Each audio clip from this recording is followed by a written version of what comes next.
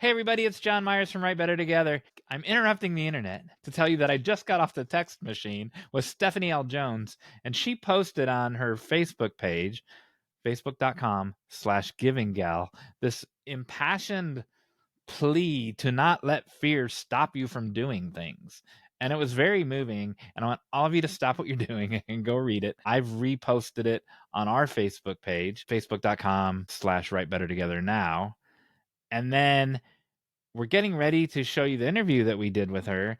And we didn't bring up her retreat, which is now full. Then why are you talking about it, John Myers? Because Stephanie believes that if you were led to be there, you're going to be watching this on April 1st. Even though the retreat is April 4th, the God will make a way for it to work out. So if you want to go to her retreat, which is called Giving Your Best Life Rest and Renewal Retreat, it's a 2-day getaway where you can just slow down. There are guest speakers. You can connect with nature. It's time to rest, renew, refresh. And it's at Camp Lawrence in Valparaiso, Indiana, which if you go to givingyourbestlife.com/retreat, you can see more about, there's schedules on there. You get 5 meals are included in the price. There's all kinds of great things. And it's technically full. So don't let that stop you from reaching out to Stephanie. So you can reach out to her on her Facebook page. You can reach out to her through the contact form on givinggal.com or givingyourbestlife.com/contact. Reach out to her now because it's in 3 days. It starts April 4th. And I hope you take advantage of this wonderful opportunity.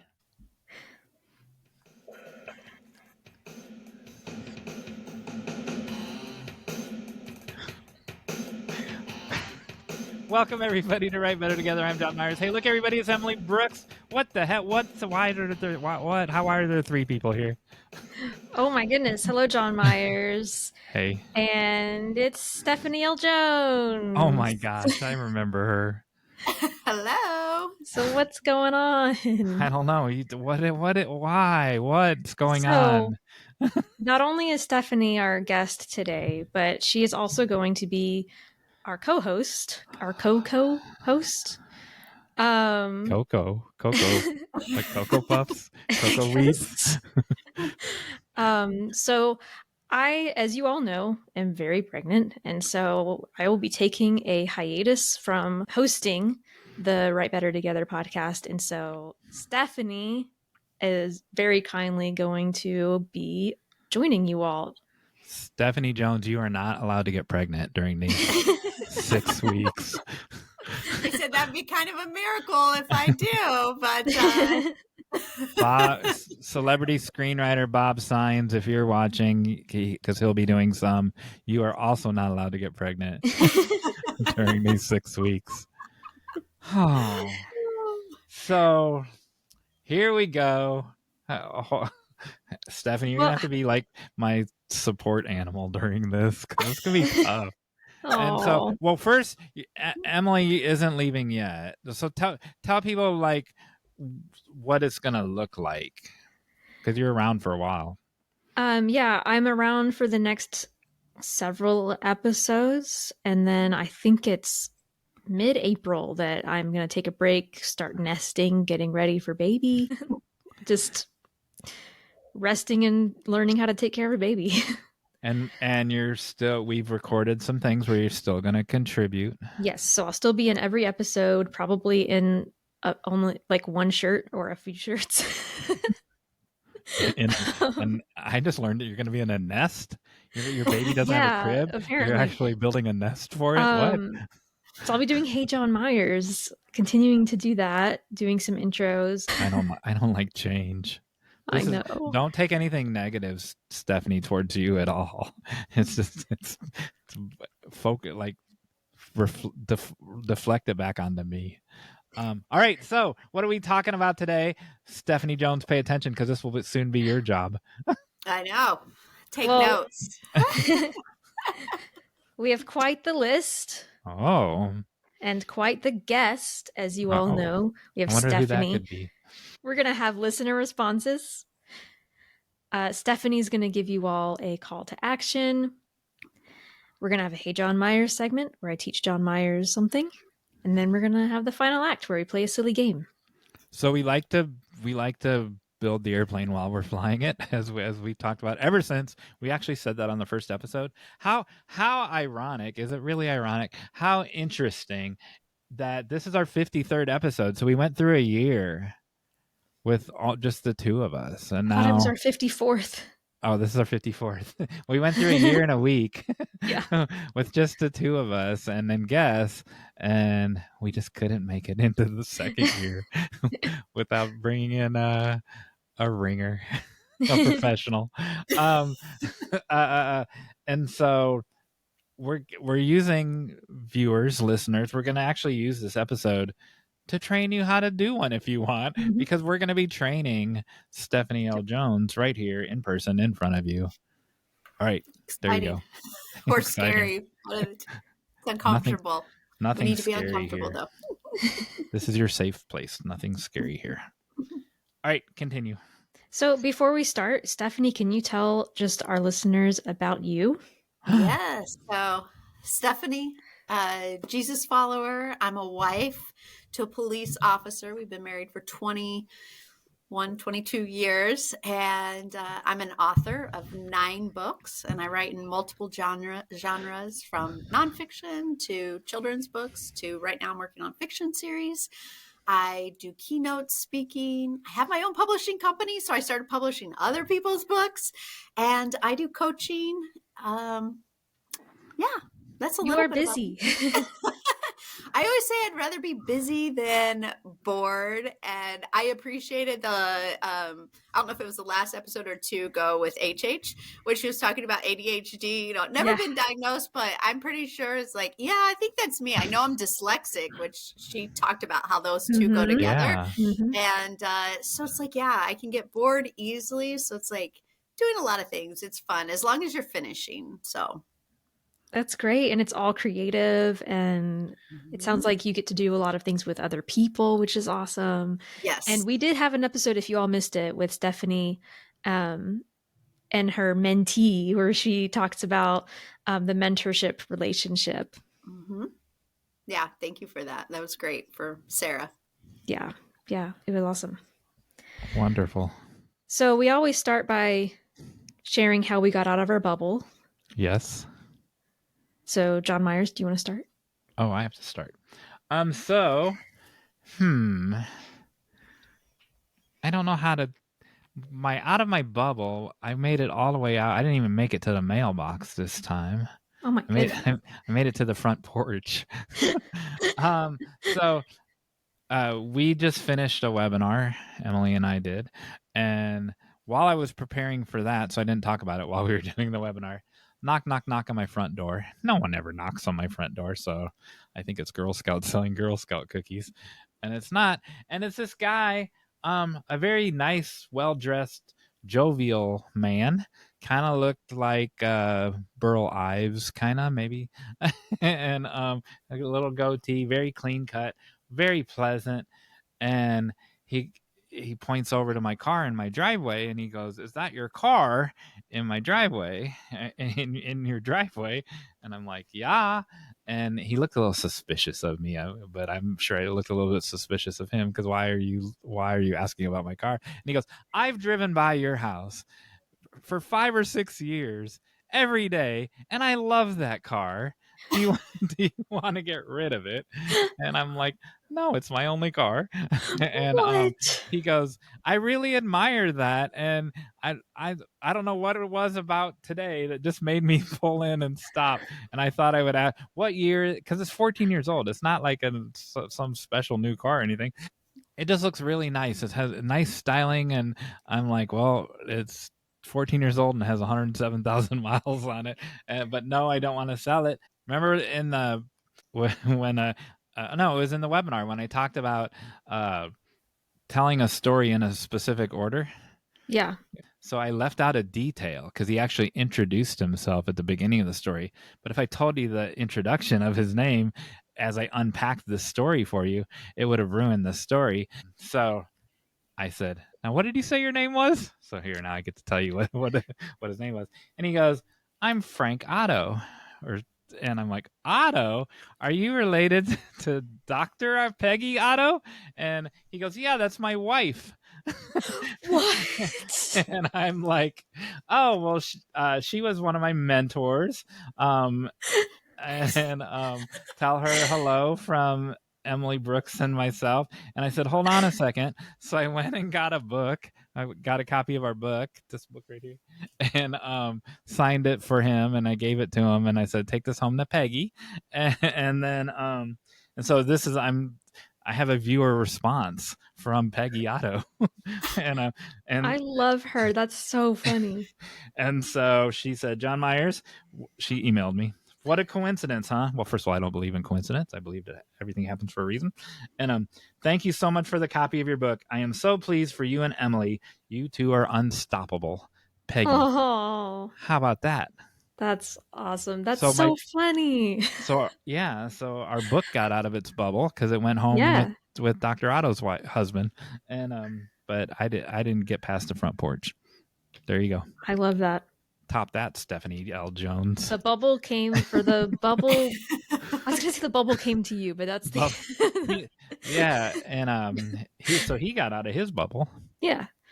Because he went to a stranger's house and said, tell me about your car. It's amazing. It's pretty brave. All right. You got out of your bubble, Stephanie L. Jones.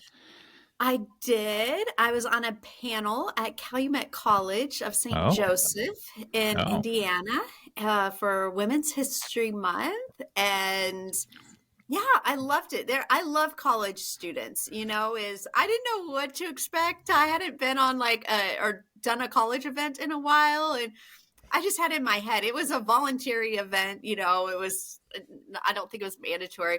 That room was packed with college students, and they listened and they were engaged and they asked questions. And what I loved about it is a couple of them asked questions about gratitude. Even one guy raised his hand and he asked a question, how can I show gratitude to the women in my life?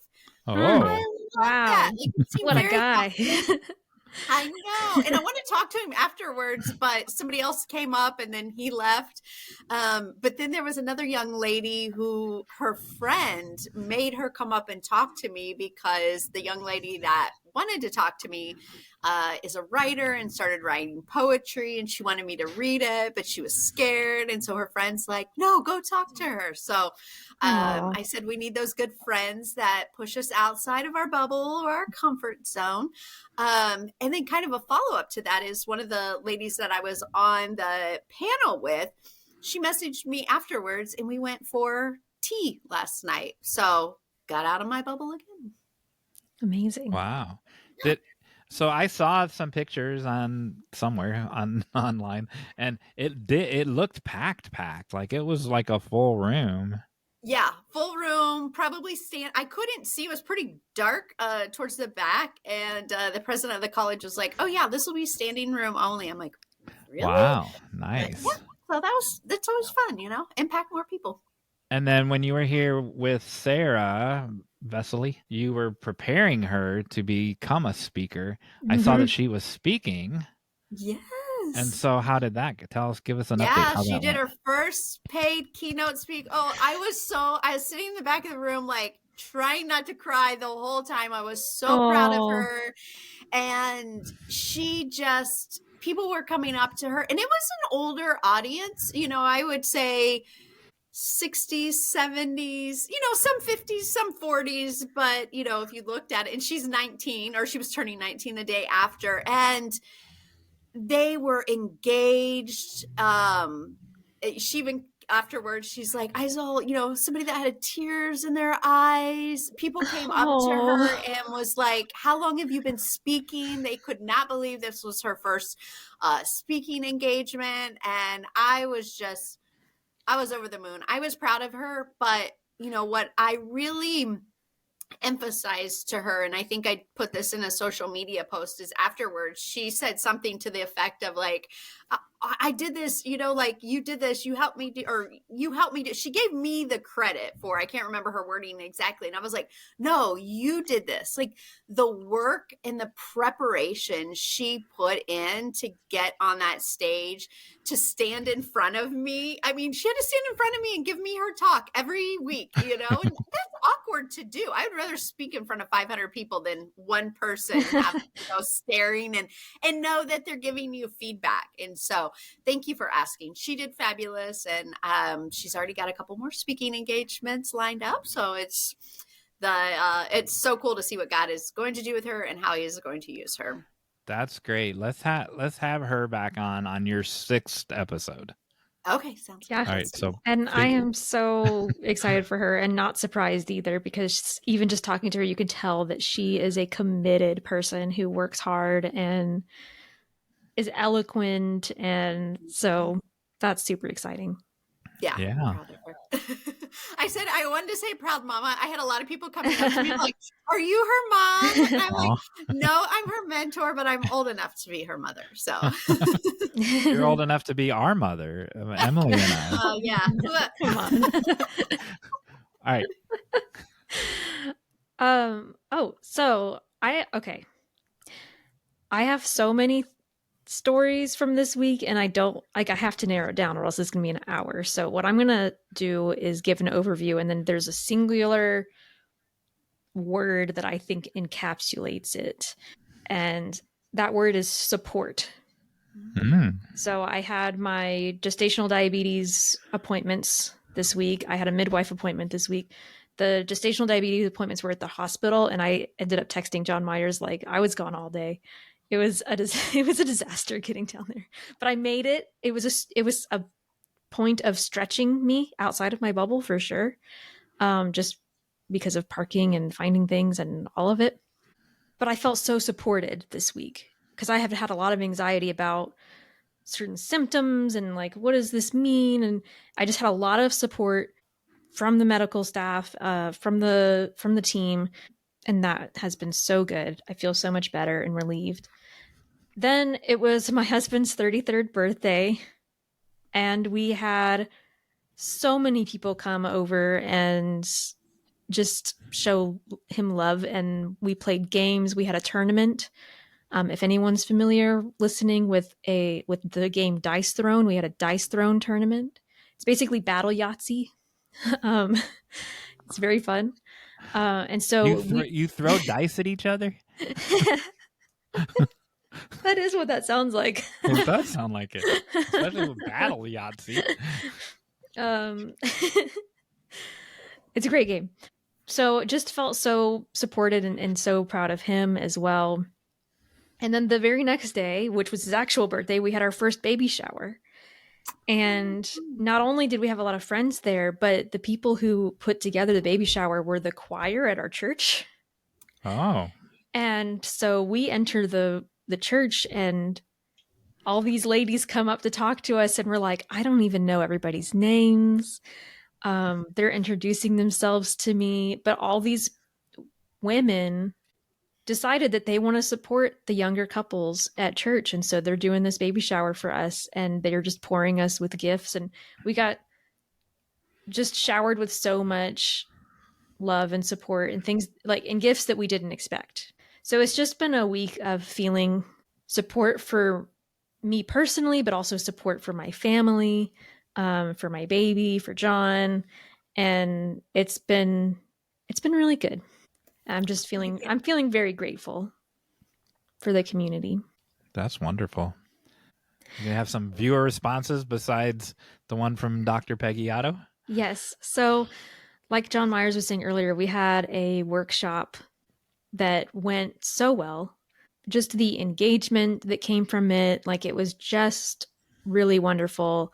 And we got a follow-up response from Janice. She's so funny. I'm so glad. So this was actually, we've mentioned Janice a lot, but this was their first time actually interacting, and it was great. I didn't know she was so funny. He made her laugh, or she made him laugh. A lot. And vice versa.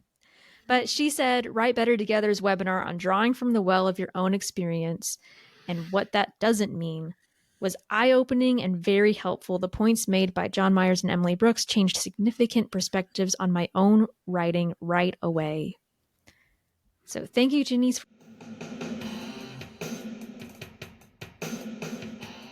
All right, that means that it's time for our discussion.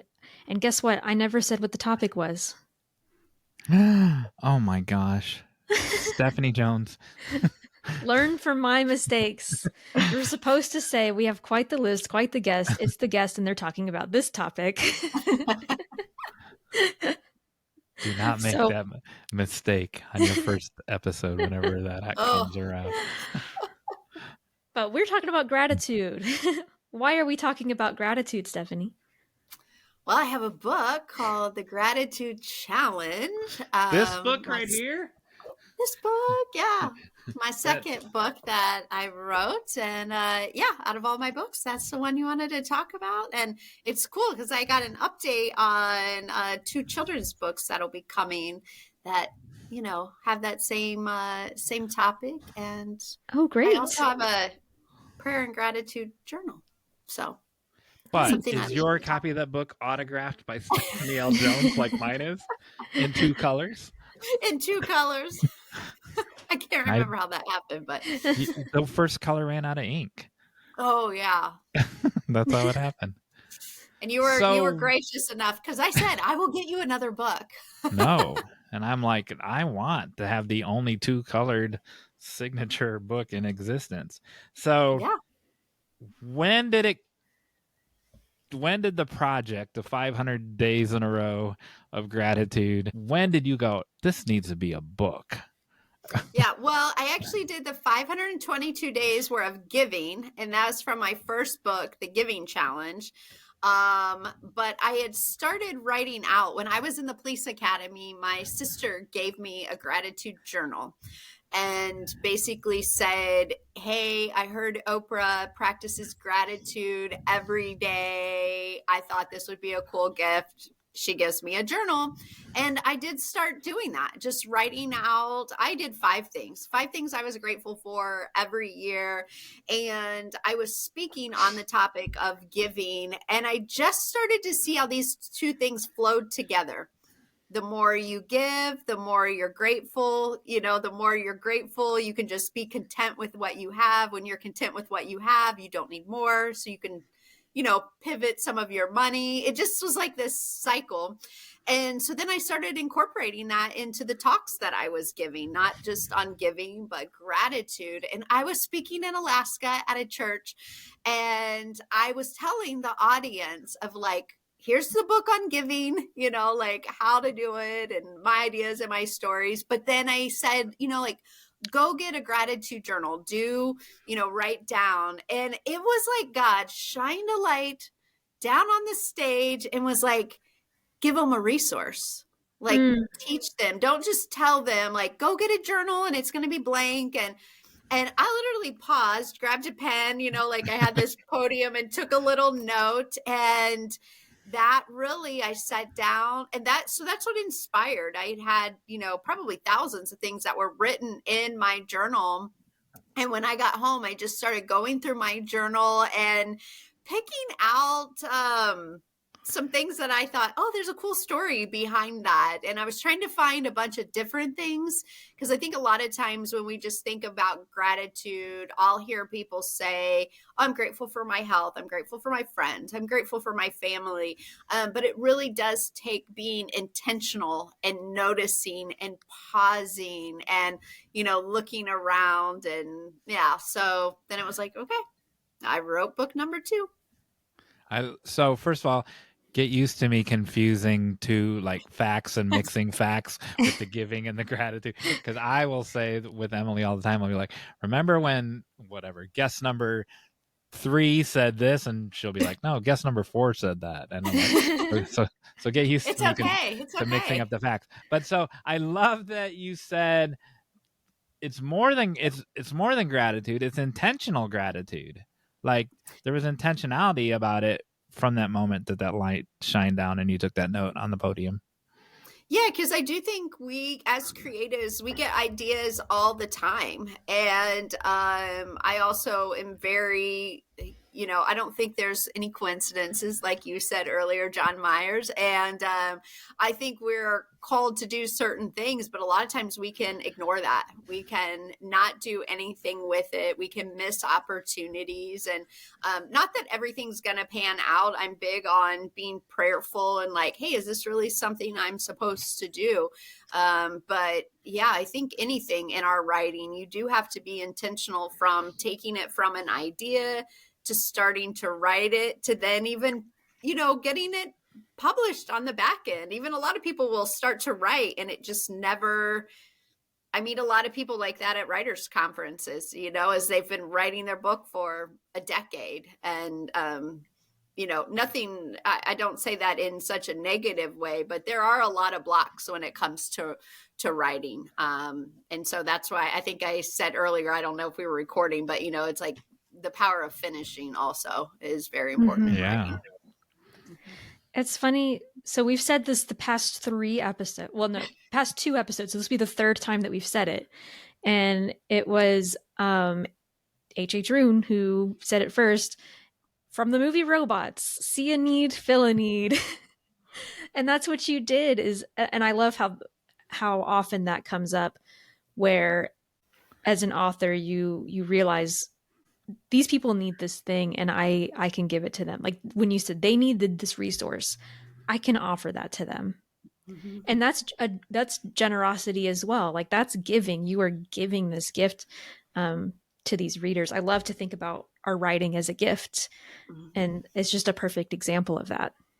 Yeah, it is. I mean, that's even how, if I take it a step further, is my prayer and gratitude journal. It was like, give them the gift, teach them how to do it. And there is writing spaces in here for each day, but then it's like, okay, beyond that, like, how do you keep people engaged? And I had created that resource for myself and I loved it. I'm like, I bet somebody else could use it. So let me create that. And I think that's, if we pull that string on the gift, is why withhold that gift from other people if we have the ability to put that out there and make their life easier. And I think that was the other thing too, that was kind of an aha moment from the stage is it was going to be easier for people to, after I got done speaking, walk to the back, and buy a book from me versus them remembering, oh wait, I've got to go to the store. Did Stephanie tell me to, there were some barriers there, but it's like, if you have a resource, they just have to walk out, and most of those people are going to stop and talk to you anyways and have a conversation. So it's kind of eliminating that barrier for them also. So that kind of answers I'm going to blur all this together now. Your question from last week, Emily, the one episode that came out today, about what to call those 2 things. Even though they're not books and they're not devotional, right? And you're like, oh, well, let's call it a resource. That it's not a physical resource; it's an electronic resource, but it is a resource. Yeah, I'm creating like a prayer. Again, Tell her. I'm always like, what is it? It's a devotional. I think I'm going to make it like a week, like a 6-week kind of thing. Like you have a reading and then you have exercises to complete. So it's not a daily devotional, but that's kind of how I'm thinking about structuring it. But I was like, I don't know what to call this because it's kind of like a collection of essays on prayer, but I want to give them something to do with it, like exercises. So, and it's short. So it's not even like a full length book. It's just a resource. I love it. So it can be a pocket book. I don't know if that is like trademark, but that's what I was thinking about when I did my Uncommon Christmas, because it's really tiny. It's a smaller book. Yeah. And, it's not the size. So if you compare it, and every day is really short. And so it's like, oh, it's just like a little pocketbook, and it would go in a stocking. So you could do something like that. I'm hyperventilating. I've spent the last week, so my novel that I'm working on, I decided I don't want it to be trade size. I want it to be mass market size, like 1 week baby here. And so I'm zeroing in on, and and I found in these different indie publishing groups that I was like the first person to raise this question, and they're like, I've been doing this forever, and no one's ever. Why would you do 4 1/4 by 7 inch? Blah blah blah. And I have my reasons, right? And so, what size is that book? First of all, that you're waving the around. little tiny one. Yeah. I don't know. Measure it, man. Yeah, I'll measure it after the call because I keep a ruler on my desk because that's what I'm always like, measuring my children's books, but I can't remember. It's probably 2 by 4 or something like that. No, it's bigger than that. I don't know. 3 by something. All right, and then do you have a quarter in your pocket? No. A quarter is 1 inch. If you didn't know that, I've changed your life. I learned something new. Thank you. If you have a quarter in your pocket, you can measure anything. And then you use KDP to print it, or no? Yes, no. Yes, I use KDP for this one. Yep. So tell our viewers, listeners, including myself, were there challenges not doing a 9 by 6 or a 8 by 5? Were there any challenges that you had to do by using that smaller trim size? Not that I recall. Awesome. No, because they have different, they have quite a few different trim sizes that you can select. That is one thing that I recommend to people is when you're wanting to do a non-standard trim size is go into KDP first and look at like what the recommended trim sizes are. Like I just had this happen with a children's book I'm working on with a client is mine are like 8.5 by 8.5. And I think KDP has like 6 standard sizes. And so I always steer people to like go with what they have as a standard size, because I think if you're outside of some of the standard sizes, then you might start having some hiccups, but I don't remember any challenges with this one. And I did that, and I had so many people, online know-it-alls, that say, they don't do that size. I'm asking the question because I've already confirmed they do that size. and I want to know if any of you have actually done that size. I will tell you, though, here's a lesson, and maybe they will change it, but if you select your size and you save it, you cannot go back and change your size in KDP. You cannot even like message help support. So I had a virtual assistant one time with, I think, my prayer and gratitude, and did it a different size, and it was the wrong size. So you've got a white at the top of every print. Well, then KDP kicks it back because your file has the white, but then they won't let you change the size. So I tell people, like, check that size multiple times, make sure your file size matches, because if not, you really have to create a whole other, whole new book within it. It's a pain. So one last question on this. Yeah. Look how this took a turn for what we weren't intending. I am exhibiting gratitude for having you as a resource, Stephanie L. Jones, to answer my question. So someone told me if I pick not 9 by 6 or not 8 by 5, that it couldn't have expanded distribution. And I don't think that's true. I don't think that's true either, because I feel like my books have expanded distribution. Yeah. Okay. I would have to look it up, but I don't feel like that's true. All right. We now return you to your regularly scheduled episode. Since we're talking about since we're talking about publishing stuff, do you want to go ahead and we can ask that other question that we had for her, and then we can go back to the gratitude topic. Sure. So in this book, you're not the only author. There's other people, I don't know, every 6th, every 9th, sometimes 2 chapters in a row. Tell us about the process of including these other voices, but still, it still matches the tone of the book. They still match the voice of the book. We had a recent guest, Amy McConnell, hers and Amy McConnell and Friends down here, because she put together an anthology, and hers was by invitation only. She didn't use everything that every person invited did not wind up in the book. And then, so tell us about your process of including these other people. Yeah, and that's a good, like, the things you don't think about when you're putting your book together, like, mine probably should say, like, and Friends or something at the bottom of that. Now, they they are in the, I think, yeah, the contents, their names are there and obviously on their stories. So when I had written the book myself, is what I realized is all of my stories, or the majority of my stories, were positive, like kind of happy-go-lucky, like little adventures I was on, things that happened.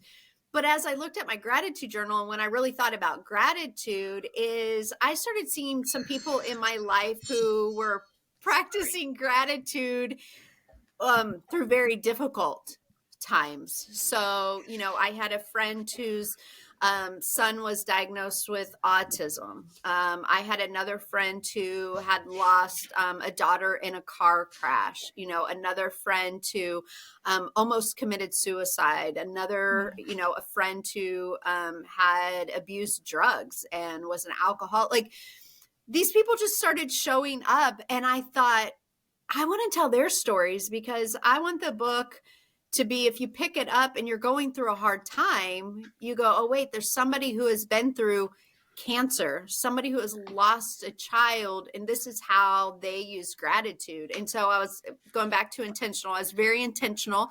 I didn't put anything out on social media of, hey, I'm looking for these stories. No, I just went one by one and asked these people hey, you have a story. And a couple of really interesting things happened when I did that. And so that's how I got their stories.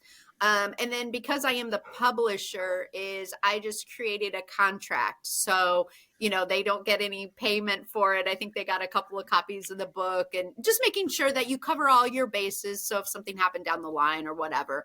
But yeah, so that's how there are extra stories that are not mine, but I know everybody's that's in the book. That's And such what- a thoughtful way of Go ahead. including. I just love that you recognized you need more variety here, more stories to tell. Yeah, well, and I think we've got to do that. I think we constantly have to be humbling ourselves. And I could have put the book out just all me, but it wouldn't have been the book that it is without those other stories. And I know that based off of comments I get on certain stories, of somebody who was battling cancer, and they get to the I am grateful for cancer story, people that are just going through difficult times. And so again, it's like, I think all the time in writing, it goes back to is whether you're doing something collaboratively, or even if you look at working with editors, you have to take feedback, and you have to, they make the book better. Other people make the book better, instead of us just sitting a lot of times in our own bubble, in our own little world, doing our own thing and going, okay, it's good enough, just me. So we write better together. Yes, we write better together. Perfect. Did they have any coaching or guideline, or because the astounding thing to me is that they fit, but of course that's Holy Spirit orchestrating all that so they would fit. And and did you have to reject anybody because it just didn't fit? I don't think I rejected anybody, because like I said, is now what was interesting that happened a couple of times is some of the stories I knew, so it was like, hey, can you write a story on this? Some of the people were, I just really saw them practicing gratitude, and I gave them leadway. Now, obviously, I had to edit some things down. And again, like you talked about, that certain voice, the length of the story. But then, two cool things that happened. One is my friend, Zach Lloyd, who is also my accountability partner. I just thought he was this, like, he was, at the time, he was like my trainer, my workout trainer, fitness trainer.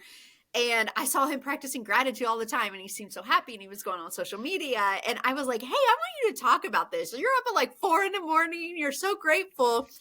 And he's like, okay. And then he met with me, and he gives me this story.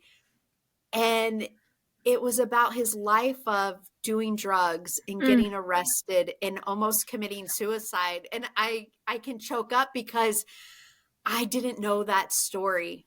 and you talk about John Myers, the Holy Spirit is, he very felt led that he was supposed to write that story. But I will say, I mean, I was getting ready to publish it, and he didn't even know if he wanted it in the book, because there were family members that he had never told that to.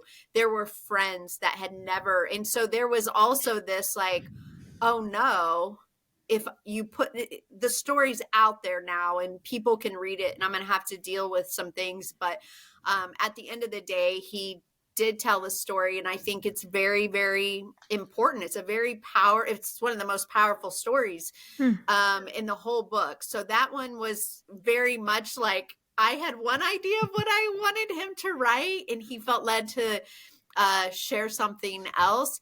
And then the other one, I had intended this to be 40 days, and because the Giving Challenge was 40 days. And one of my sister's best friends had been diagnosed with cancer, and she had started a blog and had made the statement online, something to the effect of like, not really being a writer. And I was like, no, you're a writer. Like, you've got this. And I knew that she had a goal of having something published.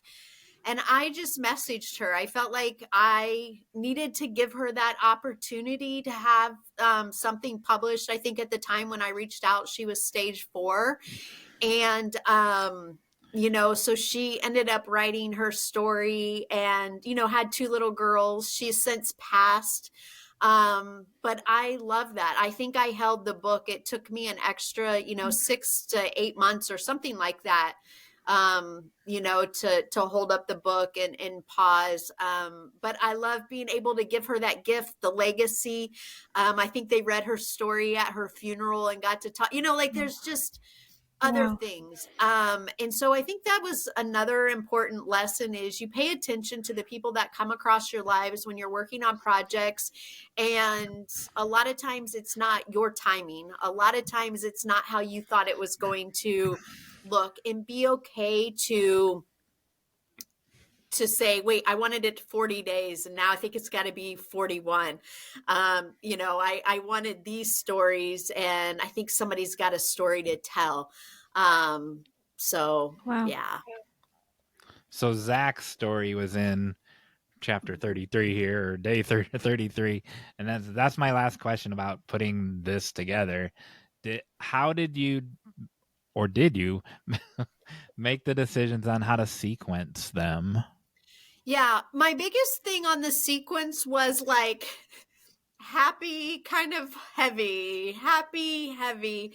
Because at first I really wasn't thinking about that. It was just like, okay, I have a story and I just put them together.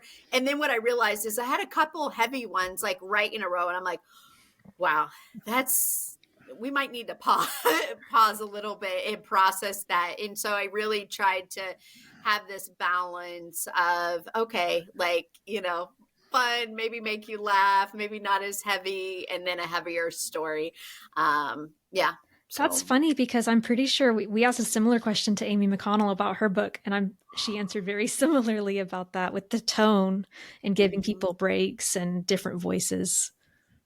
Yeah, well, I always think of, you can get overwhelmed with a book, and you want people to keep reading. You want people to keep turning the page. And if they get so like, oh my gosh, this is depressing, or like, that's not the purpose of the book. Hello, it's 41 days to a happier, So, yeah.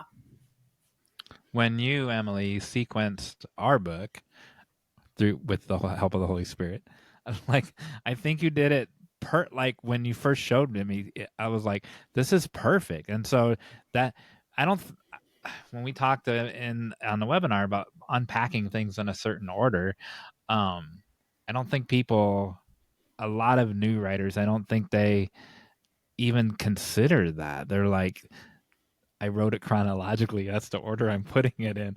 And we did not. Our order in our book was not the order in which it was produced at all. Yeah. And so it all fell into place that way. Yeah. I think that is something important to think about, especially as new writers. I can think about a couple of people who I helped them write their book and then put it together and publish it. And, even when you're writing it chronologically, sometimes it makes sense when you're writing it. But then as you start reading it or getting some other, or you think about that, like, okay, how am I going to leave this chapter? And then how does it start into the next chapter? You can be thoughtful in doing that and making sure that it makes sense for your reader, and being okay not to be so like structured and going, no, it has to be chronological, because maybe your chronological doesn't make the best sense for your reader. So I think that's important to think about. So Cool. Did you have something to say? Nope. Good. With gratitude, I want to talk about the importance of gratitude for writers, because our whole thing, like with Write Anyway, I feel like gratitude has a huge role in writing anyway. One of the first example that comes to my mind, and then I'll let you all share, is when Kirsten Modulin said how grateful she was for her readers, and that she actively chooses to show gratitude to her readers, knowing, as we always say, I couldn't have done it without you, right? So how else can gratitude encourage us to write anyway? Yeah, well, and I loved that episode. It's such a good, we refer to it all the time. Yeah, it was great. It was fabulous. And I saw she hit 2 million. So I was like, congratulations. She hit that. I don't know if you saw it, Emily, before Stephanie answers. She hit 2 million. Remember, she told us in the episode it was going to be June or July. Yay. And I shared it on our page, and she commented that she appreciated us. And that's awesome. Yeah. So 2 million in 3 months faster than she thought she was going to do. Amazing. And she gave all the credit to her readers. Yep. All right. It's incredible. I'm interrupting now. Yeah. No, well, I think I'm going to check, but I always, in my acknowledgments, talk about my friends and my readers and my beta readers, like making sure. Yeah. I mean, my last paragraph is, to my readers, it's because you have to remember that at the end of the day, we don't get to do what we do or continue to do it if we don't have readers. So I think that's one is, on social media, in your books, recognizing them. But then also it's, when you're writing it, or when you're writing, but especially when you get into the publishing process, is a lot of times, at least for me, is there's a team that is involved. And I am grateful that I do not have to cover design my books, because I don't know how to do that. I'm grateful that there's a formatter and a designer, and, there's a lot of people that goes into it. And I think making sure that they get the recognition and they know how grateful we are for them. But I also think it's when you're by yourself, is you're grateful, like I had a day where I stared at the computer for my whole hour when I was supposed to be writing. I just could not figure out, the epilogue of this book I'm working on. And then I did a lot of praying. And the next morning I got up and I prayed, and then it just spilled out on the paper. And I was just like, thank you, Lord. Thank you for that. You figured everything out. It was like the Holy Spirit gave me what I needed to figure it out. And I think, being grateful when you have those times where the words come and they flow and you figure it out. Yeah, I those are some of the things that come to the top of my mind. But I practice gratitude every day. Even if it's like I got 15 minutes in writing, I'm grateful I got 15 minutes in today. It's better than nothing. And it's recognizing the small and the big times when, you're in flow and you've written for maybe 6 hours and you're grateful for like, hey, I have the time and the space to do that, and the words are flowing. So I have a confession, and I'll share, unless John Myers had something he wanted to share first. No, but before you do your confession, Stephanie's husband is a cop, so be careful. No, I have a confession of moments where I was ungrateful this week. Oh. And how I have been working to turn it around. So one, this is so silly, but I don't know. I'm like you, Stephanie. I don't know if I have ADHD, but there are signs. Um, um, it's like I don't know if they all come together for a full diagnosis, but there are little things that I relate to, and one of them is hyperfixating. And I had a day where I hyperfixated for hours, and instead of being like, "Man, I got so much done," my first thought was, "Why did I sit on the couch all day? I really need to be moving around and exercising, and I probably just hurt my back and probably not great for the baby for me to be sitting here." Like just thinking about like, why did I do that? I didn't eat enough. I didn't. And I was like, that's silly. I'm not going to have many other days coming up where I can sit on the couch all day and write. So that's, but I'm very hypercritical of myself. So even when I'm doing work, I find something to criticize myself for. So I had to turn that around and be like, no, I'm grateful that today I got to do that and work and not be interrupted. And then the other thing was discontentment with my audience numbers. And I'm sure that, we were talking about how your audience can really motivate you, but sometimes you don't have an audience, or you have a smaller audience than you hoped for. There's still people who you are giving this to. And I need to change my perspective to not think, oh, that's not a very big number, to think, who are that's still this many individual people who are coming to me to read what I write. And that's amazing. And I'm like embarrassed that I even think that way, because I don't believe in, we've talked about this all the time, John Myers. We don't believe in numbers, at least as far as like, we think of quality over quantity, right? And we think of impact. But then those little thoughts creep in your head that like, oh, well, why don't I have more numbers? So I've had to work around that and be like, I am grateful for each individual who has put their time into reading what I write. I'm actually shocked by that, because no, seriously. And I'm glad that Stephanie's here, because gratitude is the solution to that. But we've talked about that, even like when you're speaking, if 300 people show up, great. If 12 people show up, great, because those are the 12 people the Holy Spirit led into that room, and they wanted them and so you change those 12 lives, or you change 9 out of those 12 lives if it's one person.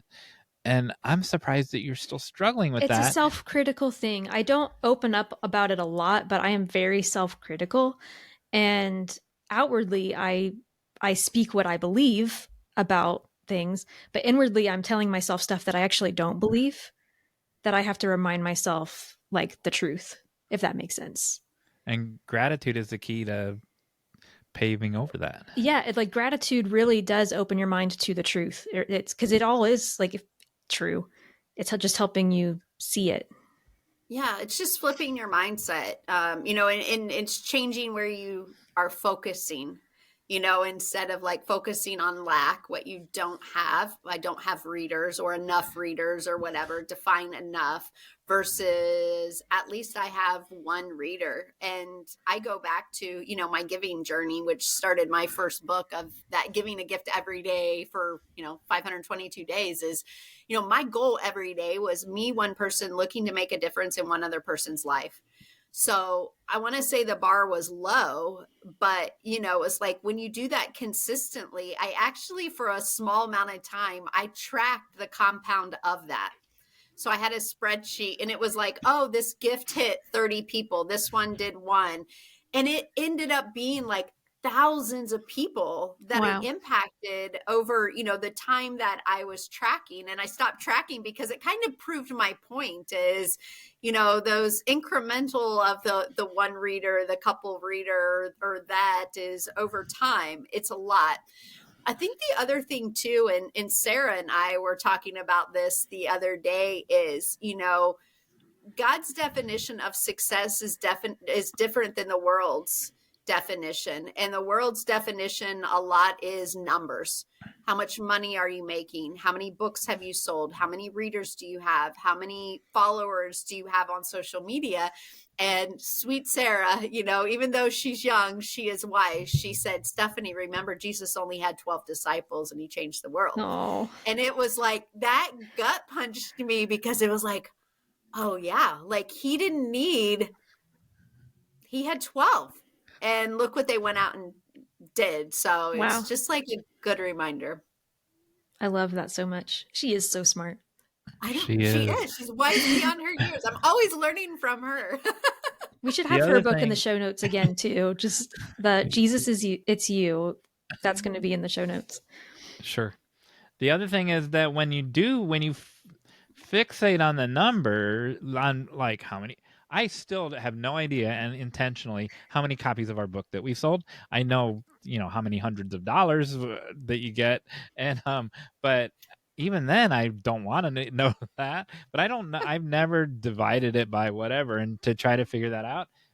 But people will ask me all the time, and it devalues the one person. Like, so when you focus on, hey, I sold 300 books this month, it devalues the month, that one person that got it and it changed their life in some other month, that one person.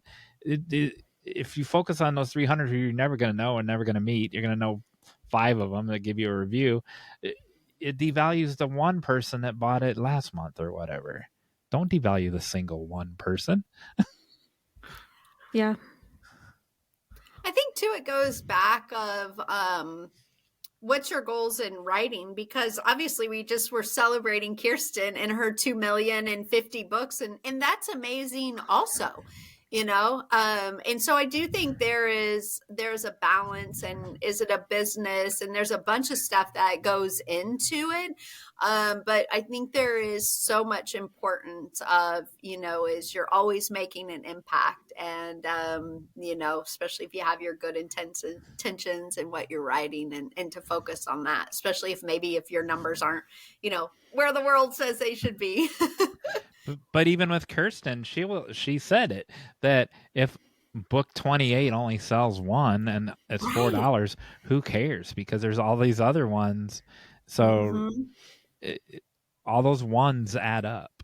Right. Yeah. All those $4 add up. Do you have a call to action for our listeners? I do. And it should be something about gratitude.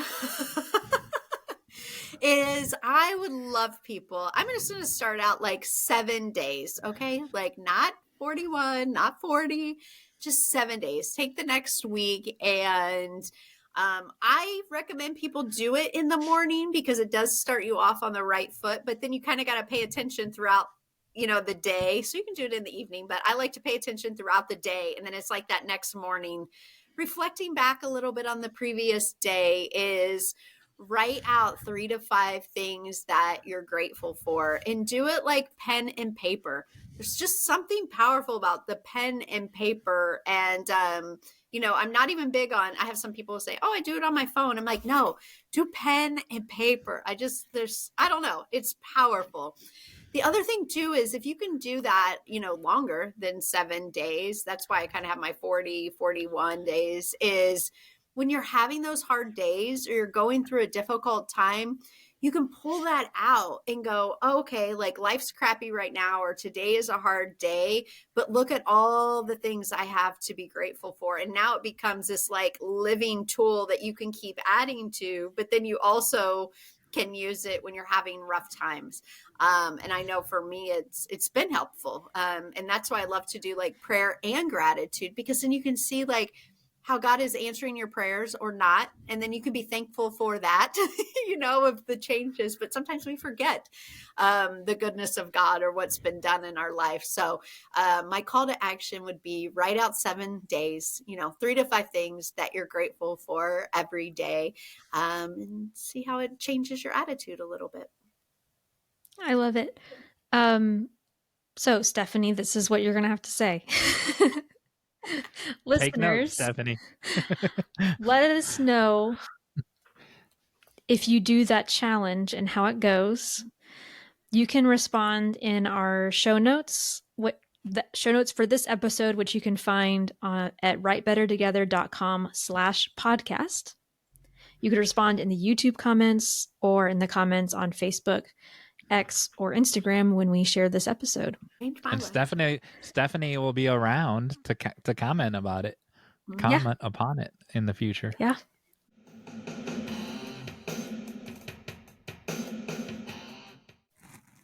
Okay, this is the awkward part because we're used to saying goodbye, but we're gonna stick around. Just hop right into it. You ready for you ready? Yeah. All right. Hey, John Myers. Yeah. I'm gonna teach you something, maybe. Wow. And I've been struggling to come up with a question for this to ask you for this one. Maybe Stephanie can help you come up with the question. So here, I won't listen. It's the question gives it away. I can't think of a way to ask the question that doesn't give it away. Put it in the hypothetical. If whatever, if you were a plumber and you had to XYZ. If you were Chinese, would you compete in a spelling bee? Yes. Would you, Stephanie? Sure. That's the best I got. So I learned that spelling bees are a very American thing and a very English speaking thing. Oh. Why do you think that is? Because different words have different meanings and they're spelled differently in other languages. English is one of the most complicated languages for people to learn and to spell correctly because we have all these different languages influencing our it's all just a hodgepodge of different languages. So spelling bees happen because of how difficult it is to spell in the English language. And it's also it's been happening since 1925, the spelling bees. And it's meant to like encourage scholarship and, you know, education and stuff like that. But this is really not something that happens in other countries, especially non-English speaking countries. However, where they do have spelling bees in these countries, they're spelling English. They're spelling in the English language because of how challenging it is. So they have some in Africa, for instance, where they may have a spelling bee that encourages people to learn English. There are also other countries that they have kind of something similar, but it's actually dictation competitions. So you're writing down what people are saying and trying to do it correctly. They also, in China, because they write with symbols, it can be very difficult. So it's not speaking the spelling, it's actually drawing out the symbols. And they actually have the language has a lot of symbols that aren't just used in everyday language. And so these people who are in these competitions are also learning all of those symbols that aren't normally, or like words and stuff that aren't normally used. There you go. Spelling bees are mostly an American phenomenon because of how complicated English is. I didn't understand the part about the symbols. So they're using. I said the word symbols. It's really like, I think you would say characters, but like, you know, in Chinese, they're writing. It's like lines and dots and stuff, isn't it? I mean, I guess every language has its own alphabet, but theirs is like a word is like multiple characters put together. And so it's a very complex thing to study. So they're not vocally doing spelling, they are like physically writing it, and they're doing it often with dictation. So somebody's talking and they're trying to get it accurate. And one symbol could mean a whole word. It could mean gratitude, just one cluster of I believe so, dots. If I remember correctly. Or it could I think sometimes the character, like it could be a full phrase, depending. Yeah. So, Like in the beginning. yeah. Yeah. A bear sheet could represent Yeah. in the beginning. If you'd like to know more, now teach her Yeah. this part. Okay, this is the next thing. If you'd like to know more about the complicated system of the English language, then you can subscribe to our podcast wherever you're listening. We'd also love for you all to write a review so that other people can find us.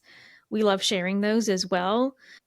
You can also subscribe to our newsletter if you go to writebettertogether.com. And on that first homepage, there is a sign up where you can subscribe to receive updates when we share new episodes, updates for webinars, occasional discounts.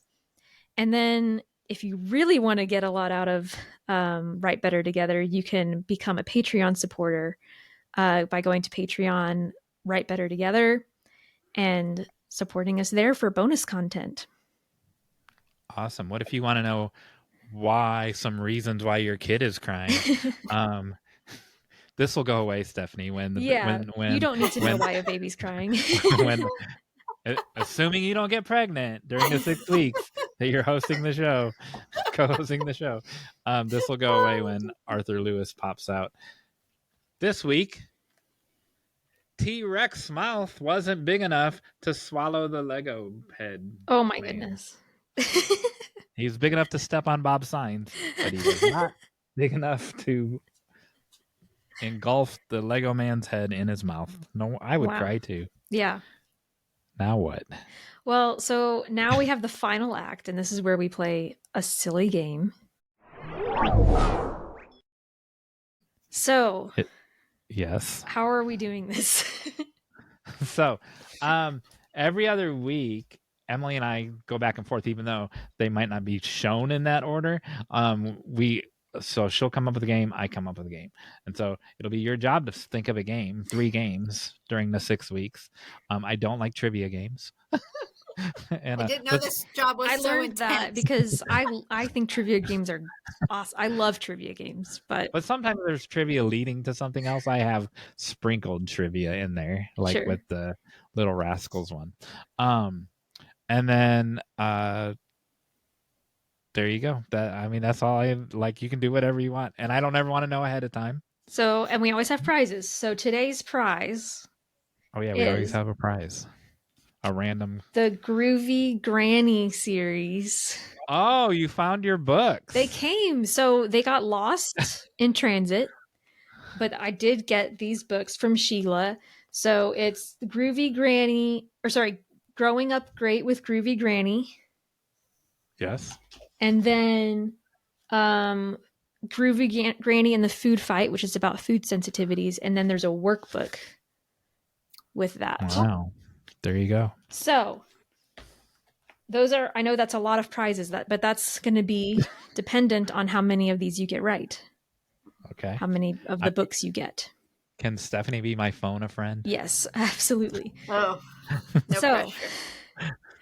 You are going to be playing What the Homograph. What the? So a homograph or a homograph is a word that is spelled one way, pronounced one way, but has multiple meanings. So it's not a homophone. It's not a homophone because homophones can have different pronunciations and different spellings. Well, where's Dr. Peggy Otto on the reader? So I'm going to name some words, and you are going to try to guess how many, or guess the different ways in which those words are used. So my answer is going to be a number. They're used in 7 different ways. No, you have to. You have to try to guess how they're used in different ways. Oh, okay. One of them I'm going to say has like 20 different uses, so I'm going to be generous and like if you get most, like, because a lot of them are very similar. If you get like half of them, then I will count it. So is this like a wet and dry county means it has alcohol and doesn't have alcohol? Is that what that? Hey, speaking of that, did you know in Kentucky, Callaway County is a moist county? I know you love the word moist. Do you know Oh, what I that? hate that word. Do you know what a moist county is? Somewhere in the middle. So in the county, there's no alcohol. There's only one city in Callaway County, by the way. Isn't that weird? There's villages, but there's only one incorporated city in the whole county, and that's Murray, Kentucky. Murray, Kentucky is wet, but the rest of the county is dry, so it's a moist county. There you go. What do I So, win? so yes, in a way that you're gonna try to come up with, like, if I were to use the word dry, then you would Yes. try to come up with different ways that people use that word, even colloquially. Colloquially. Colloquially. Is that the first word? No. Colloquial? The first word, we're going to kind of go Yeah. from like easy to hard. Okay. The first word is sugar. Sugar. Can Stephanie and I go back and forth? Sure. So I use it in a sentence? Yeah. Or just say how Ah. it's used, like a definition. As an adjective of a man providing for a single woman, a sugar daddy. I didn't even have that written down, but there you go. Yes. Is that you what get you a want? bonus point. Is that what you want? You get an extra pen. But is that what you want? Yes. That? Okay. All right. You got anything, Stephanie?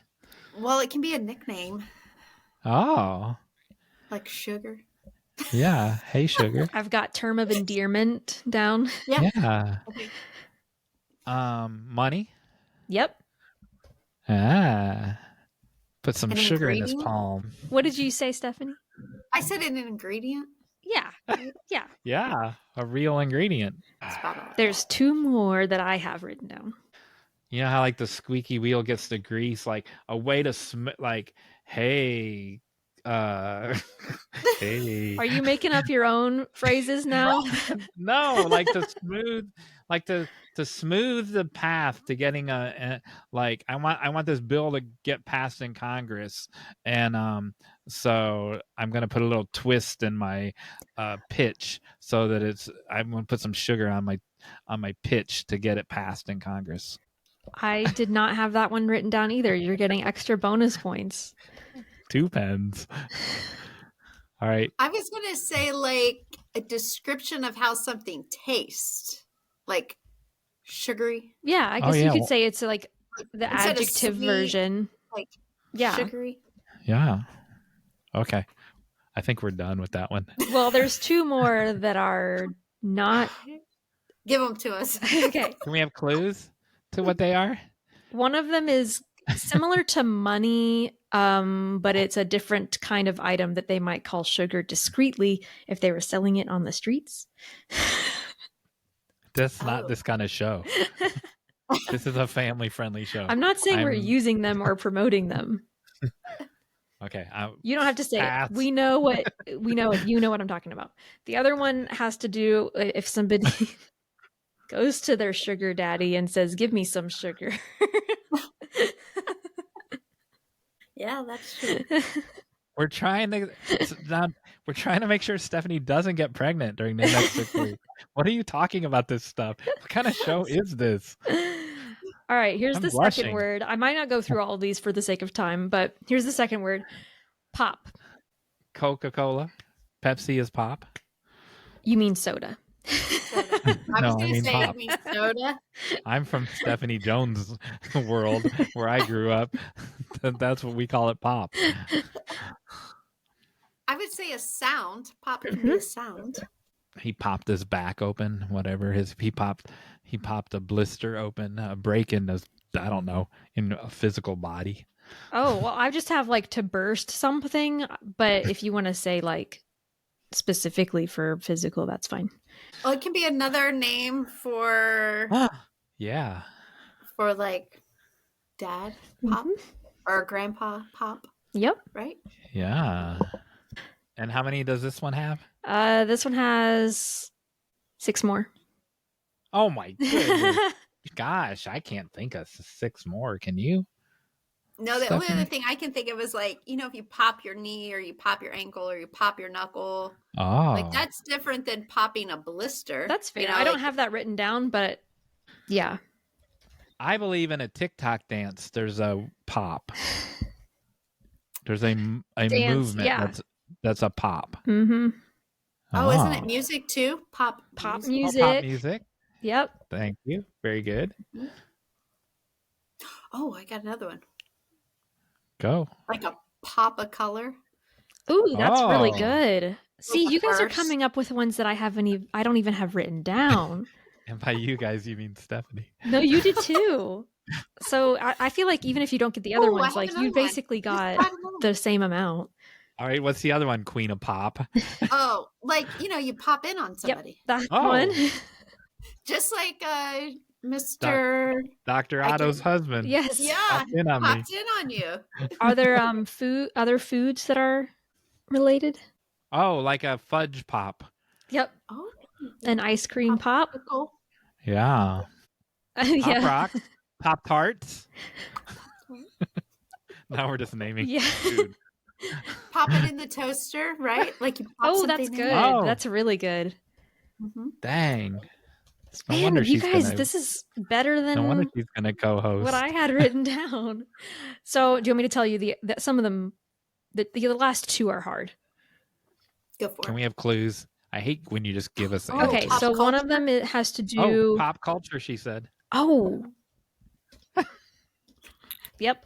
Y'all are just getting the bonuses all over the We have place. so many pens. I had actually, well, the reason why this one's hard is because I'd never even heard of it. But it's Okay. slang for selling something. Dude, this is not that kind of show. What do you keep It's dragging not us down that. into the It's gutter? not that kind of selling. I'll say if you Um, don't know it, I don't know it. So Yeah, I don't know this one. So there's slang for like if you're gonna pawn something, you might say like I popped my watch, like I pawned it. Never heard of that one. And then there's another one Yeah. that has to do with like it's similar to like pop you said like pop it in the toaster. You might pop something else. microwave. Pop off. Pop a pill. Pop a pill. Yep. All right, y'all got even more on that one than I had written down. That was quite a bit of acting. Okay, do you want one more or I want one more. do I you don't want know the if easier Stephanie one does. or the one that has like 20? I want the one at 20. Do you want to see how many you can get?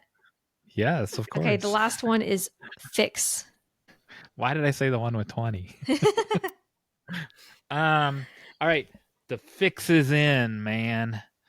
Like, Stephanie's husband's a cop, so don't confess to any crimes. But the fix isn't like we have it where. Do you know what I'm talking about, Stephanie? Are you both? All right, so she Yes. knows. Emily looks so like, what are you talking about? Like when you got something rigged so that it's gonna come off in your favor. The fix Oh yeah, is yeah. in. It's the yes. Like I'm gonna fix this baseball game. Yeah. Yeah. Yes, that is one of them. Yeah. Oh, that's the most important one. Repair. Repair. That's the easiest one. Mm-hmm. So like if you fixate on something, focus on it. I fix my eyes on Yes. that document. Yeah. And similarly, I'm gonna give you the ones that are like really similar. Is like if you're preserving something into a preserved state, like it's fixed in place.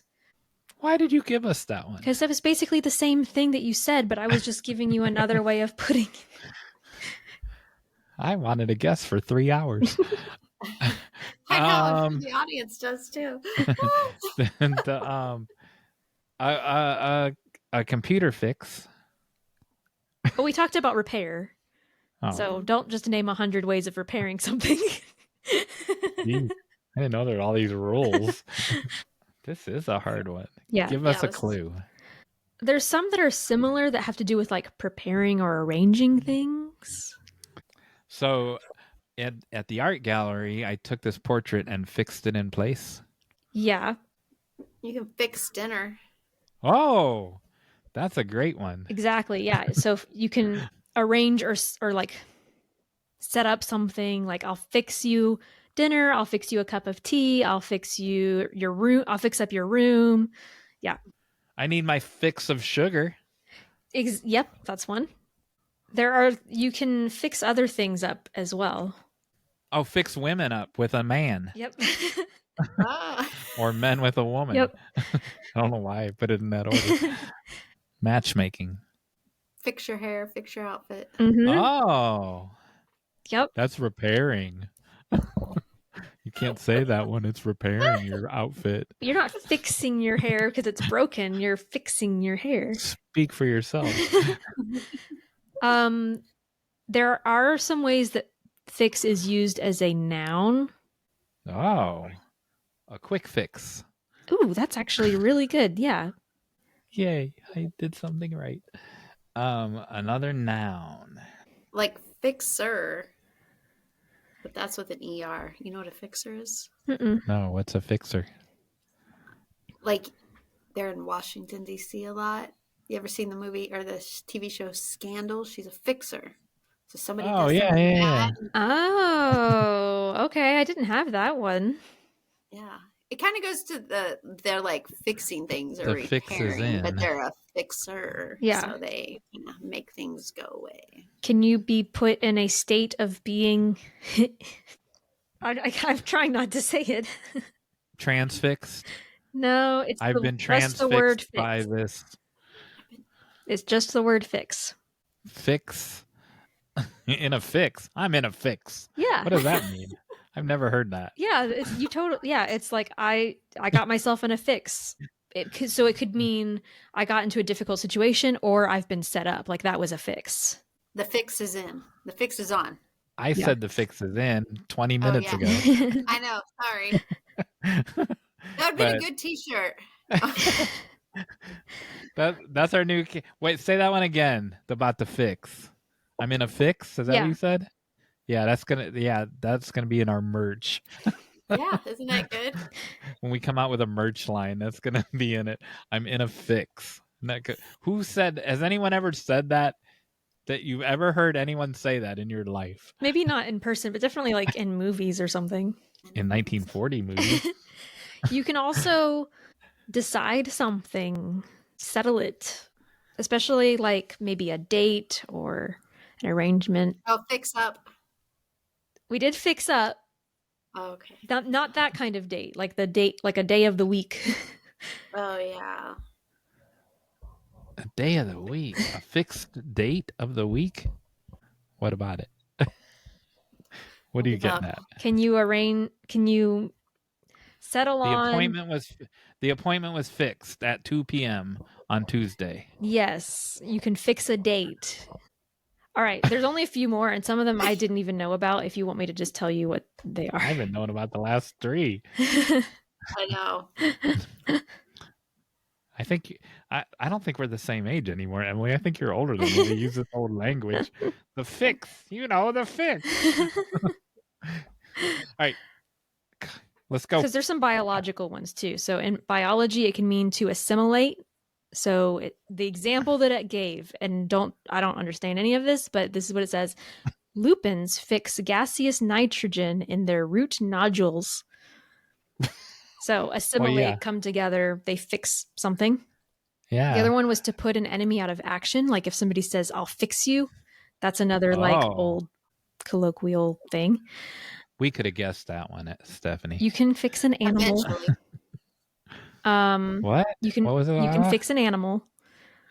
Oh, A yeah, pet. so they don't get pregnant. Yeah.